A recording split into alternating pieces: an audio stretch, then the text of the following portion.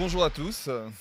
J'étais très surpris d'être invité, à vrai dire, parce que je ne suis pas capitaine d'industrie, j'ai pas eu de crise personnelle particulière et surtout je porte pas l'uniforme. Mais j'avoue, quand on m'a envoyé le pitch de cette journée, ça m'a pas mal intrigué d'abord et puis un peu séduit.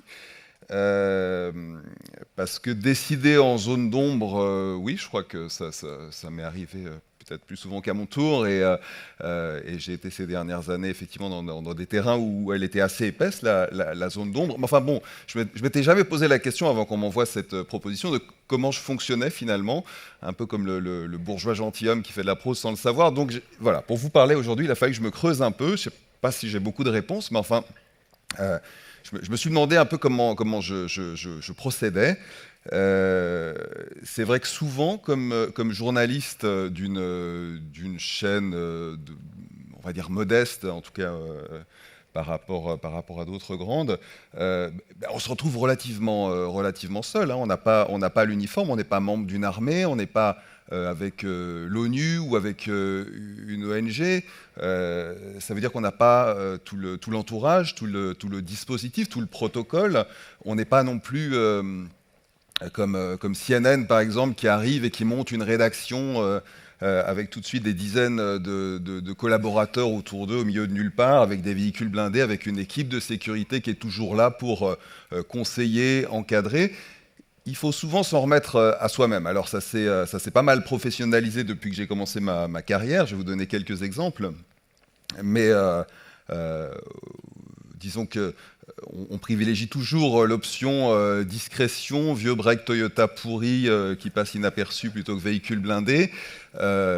Mais aujourd'hui, c'est vrai quand même que, et c'est vraiment un bienfait, il y a une certaine professionnalisation de ce système et qu'on est évidemment suivi en permanence avec des trackings et en contact en permanence avec la rédaction en chef de la chaîne pour décider tel ou tel mouvement. Et tout est soumis évidemment à autorisation et à discussion pour aller à tel ou tel endroit.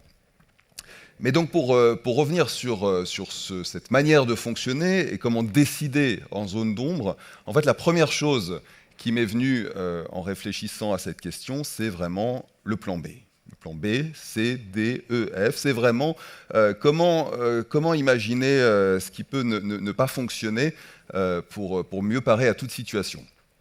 Et en fait, ce système du plan B m'est venu de manière très simple quand j'étais tout jeune journaliste, tout feu, tout flamme. C'était la guerre au Kosovo. Et à ce moment-là, on attendait que les forces de l'OTAN entrent dans la province. Ça faisait des mois que aucun journaliste pouvait y aller. Moi, j'avais passé un accord avec l'armée française, j'étais donc là pour la TSR à l'époque, pour pouvoir entrer avec eux au moment où ce serait possible. J'avais vraiment tout prévu, hein. C'était un plan très structuré. On était avec le caméraman dans le blindé de l'armée française. Je fais juste une petite parenthèse parce que évidemment ce que je vous ai pas dit, c'est que donc on est en général un journaliste, un caméraman et ce qu'on appelle un fixeur. Donc c'est un peu le nerf de la guerre dans ce genre de situation. C'est le fixeur, c'est l'interprète. Dans le meilleur des cas, c'est un journaliste qu'on a recruté dans le pays où on travaille. Mais en général, c'est souvent plutôt le premier qui passe, ou enfin celui qu'on connaît un peu, ou l'étudiant qui va être un peu démerde, et qui va traduire, et qui va aussi ouvrir des portes, convaincre les gens de nous laisser leur parler, de nous laisser tourner. Je reviens à mon histoire, donc tout jeune journaliste proche de l'entrée au Kosovo. Donc on passe ce deal avec l'armée française qu'on sera avec le caméraman dans un blindé. Derrière, on a tout organisé, on a loué un camion il y a un monteur, il y a un collègue tessinois, il y a un interprète bien sûr, donc le fameux fixeur. Et puis un moyen hyper moderne de transmission satellite à l'époque qui s'appelle le Toco, qui va nous permettre d'envoyer au milieu de la pampa comme ça notre sujet pour le téléjournal du soir. Donc ce qu'on s'est fixé comme plan, c'est que on rentre avec les Français, le véhicule suit la colonne de l'armée française, et puis, disons, quand on arrive en fin d'après-midi, hop, on saute du blindé pour pouvoir monter et envoyer le sujet à temps pour le téléjournal. Alors je vous montre déjà ce que ça avait... voilà un peu la situation à ce moment-là. Depuis leur entrée au Kosovo, 24 heures auparavant, les soldats français n'avaient pour ainsi dire rencontré aucun Albanais, seulement une succession de villages fantômes. Ici à Demirivci, un silence de plomb. Le village n'est plus peuplé que par des animaux, les maisons paraissent intactes.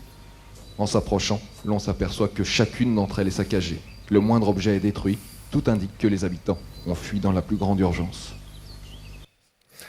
Alors c'est évidemment ce qu'on a fait, donc avec Eric, le caméraman, on a sauté du blindé français, les militaires français étaient un petit peu étonnés de nous laisser partir comme ça, et puis on s'est retrouvés dans ce village. Alors voilà, les Serbes étaient tous en pleine déroute, ils partaient, c'était potentiellement une situation de chaos et une situation de guerre, et évidemment on pouvait tomber sur des engins piégés ou sur des Serbes en déroute qui ne verraient pas d'un très bon œil ces Européens de l'Ouest qui débarquent. Et puis on attend donc notre camion civil pour pouvoir monter ce sujet. Et on attend.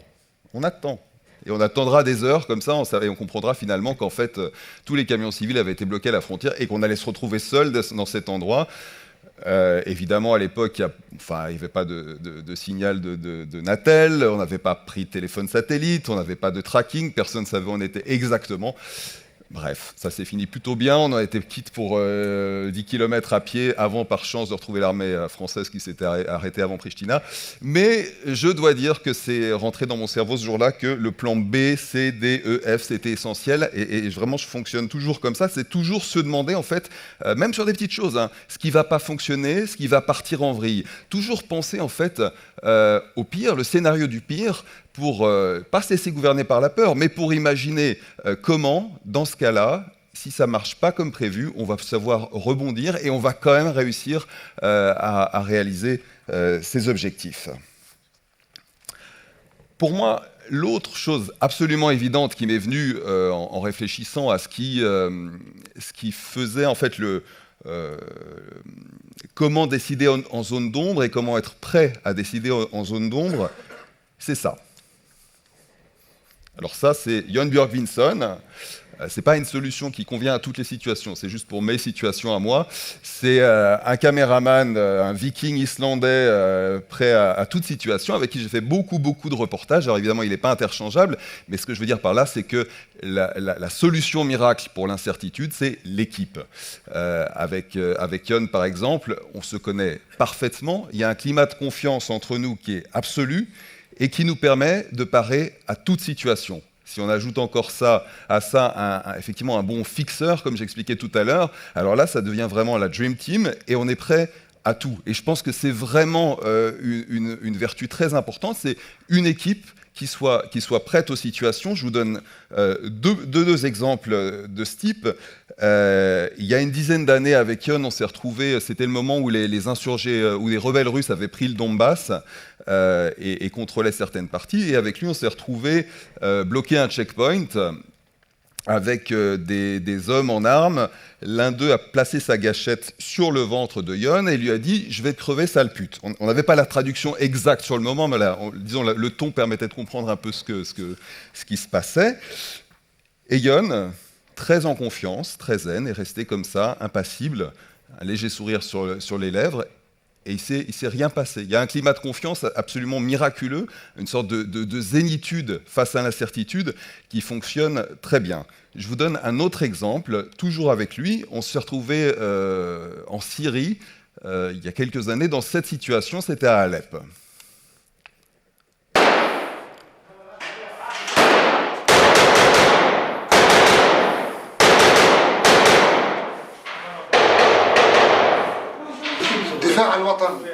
Je tire pour protéger mon peuple.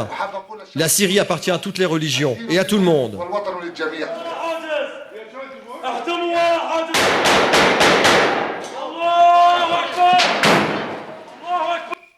C'est un des reportages les plus difficiles que moi j'avais fait. Il y avait vraiment alors des tirs dans les rues, mais aussi beaucoup de bombardements de l'aviation sans arrêt sur la ville. Il y avait peu d'équipes qui étaient à Alep à ce moment-là. Et si je vous raconte ça, c'est que effectivement, on avait réussi là à vivre ces moments dans un climat de confiance face à cette incertitude qui était totale, parce que la confiance était là et on réussissait, alors qu'on avait vu des choses insoutenables pendant la journée, avec Jon Björk Vinson, à boire le thé dans la maison le soir en entendant la ville être bombardée. Et à l'inverse, on travaillait sur ce reportage avec un garçon qui s'appelle Abdallah, qui était notre fixeur, avec qui ça se passait également en parfaite confiance. Et un instant, d'une minute à l'autre, vraiment, il nous a lâché, il nous a dit « Mon frère a été blessé sur le front, il faut que je file, je vous confie à mon ami ». Et puis les heures passent, et cet ami, on ne le sentait pas du tout. Le climat de confiance n'était pas là. On avait l'impression fortement qu'il n'avait aucune idée de ce qu'il faisait. Et dans ce cas-là, face à l'incertitude, face à cette zone d'ombre, pour moi, c'était la terreur absolue. Moi, je suis parti aussitôt. En une heure, on a quitté cette ville parce que là, l'équipe n'était plus là et ça ne fonctionnait plus. J'abuse un peu de votre temps, je vous raconte juste une autre histoire sur l'équipe, plus récente celle-ci, donc toujours en Syrie. Juste avant Noël dernier, on a réussi à tourner ça.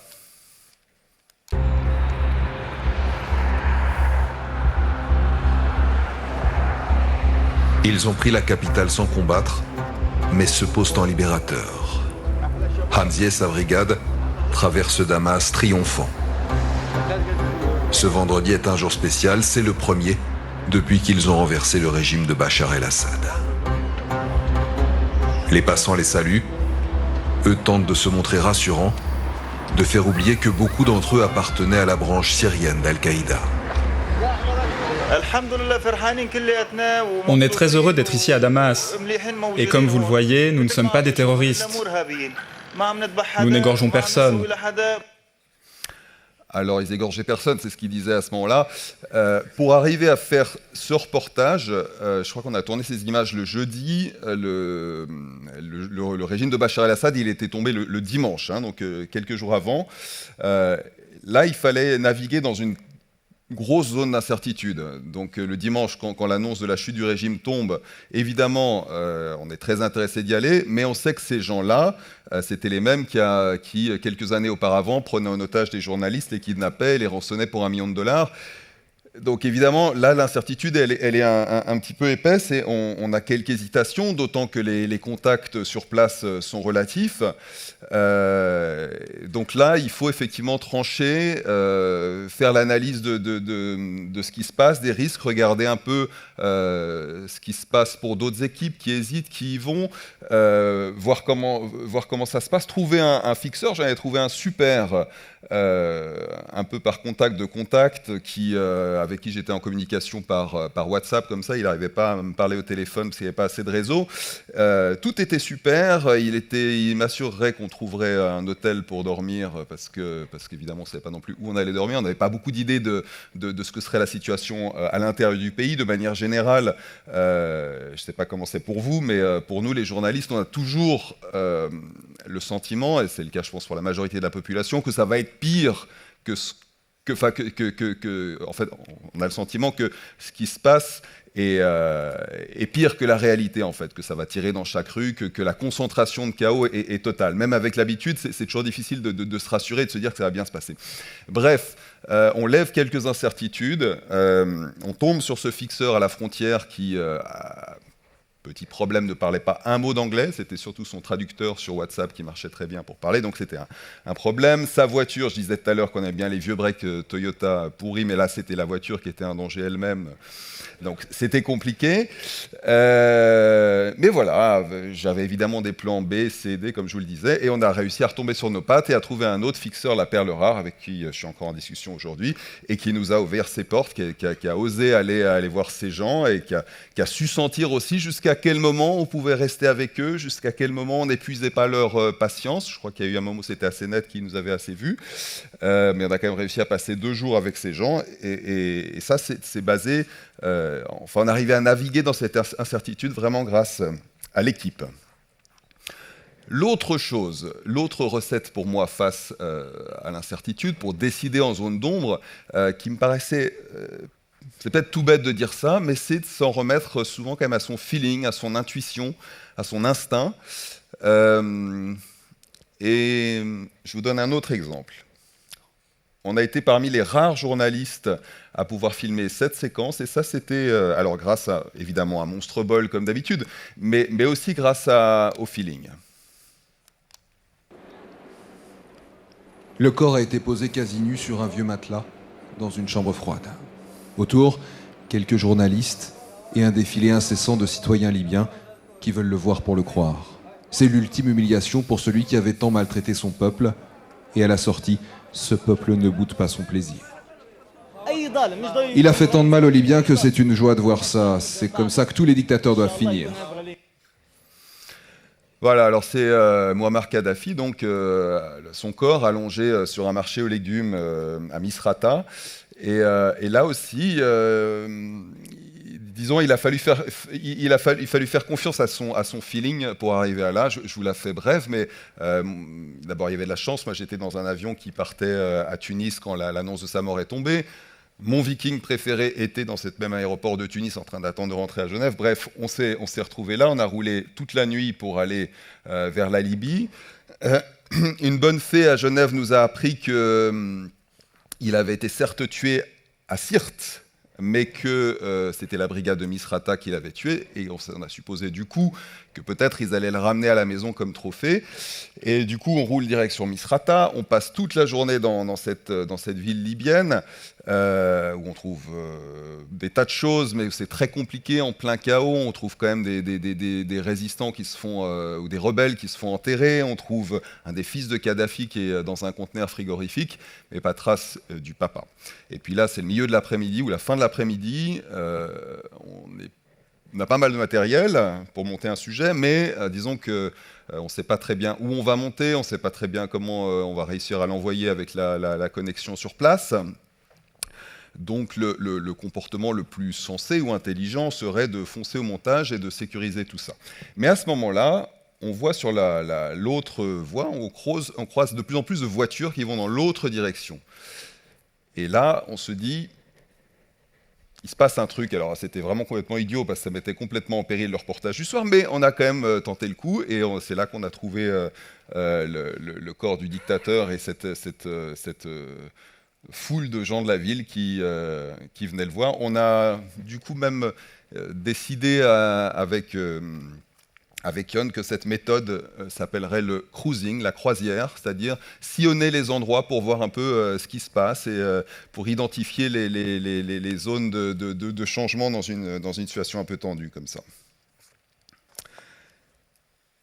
Autre élément que j'ai identifié pour décider en zone d'ombre et pour être prêt à cette décision, ça recoupe d'ailleurs un peu ce qu'on a entendu tout à l'heure, c'est garder en tête ses objectifs, garder en tête ses valeurs.